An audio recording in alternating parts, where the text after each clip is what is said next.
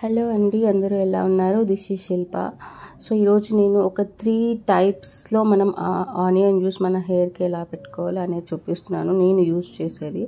So obviously first మనకి onions కావాలి. నా హెయిర్కి 2 ఆనియన్స్, రెడ్ ఆనియన్స్ తీసుకోండి. రెడ్ ఆనియన్స్ సరిపోతాయి 2 నాకు. మీకు కొంచెం ఎక్కువ హెయిర్ ఉంటే కొంచెం ఎక్కువ కూడా తీసుకోవచ్చు. రెడ్ ఆనియన్ ప్రిఫర్ చేయండి, ఎందుకంటే రెడ్ ఆనియన్లో మనకి ఎక్కువ సల్ఫర్ ఉంటుంది, which is very good for your hair.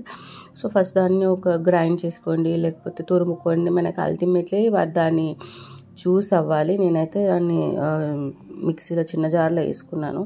So తక్కువ క్వాంటిటీ ఉంది కాబట్టి కొంచెం మెదగలేదు, మళ్ళీ వేసుకొని మళ్ళీ మిక్సీ పెట్టారనమాట. సో నెక్స్ట్ వచ్చి ఒక చాయ్ జాలీలో తీసుకొని జ్యూస్ ఎక్స్ట్రాక్ట్ చేయండి.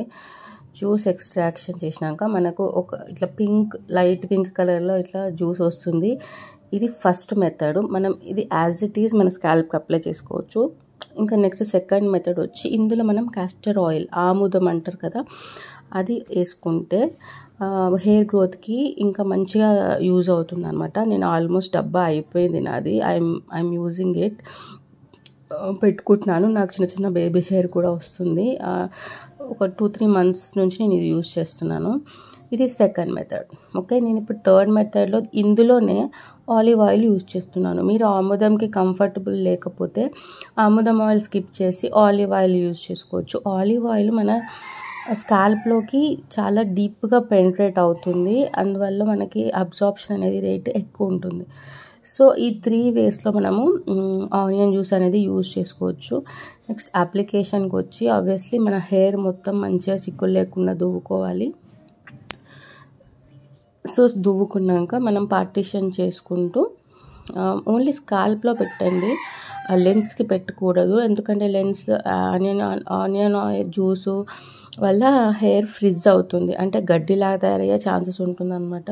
సో ఫ్రిడ్జ్ని అవాయిడ్ చేద్దాము అనుకుంటే ఓన్లీ స్కాల్ప్కి అప్లై చేసుకోండి, లెన్స్కి పెట్టకండి. లెన్స్కి మనం నార్మల్ ఆయిల్ అప్లై చేసుకుంటే సరిపోతుంది.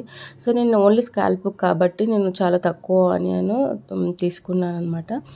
సో ఎవ్రీ పార్ట్ స్కాల్ప్లో ఎక్కడ కూడా మిస్ కాకుండా, మనం బ్యాక్ సైడ్లో చాలాసార్లు మిస్ చేస్తాము. బ్యాక్ సైడు, సైడ్స్, ఫ్రంట్ మొత్తం స్కాల్ప్ మొత్తం కవర్ అయ్యేటట్టు చూసుకోవాలి.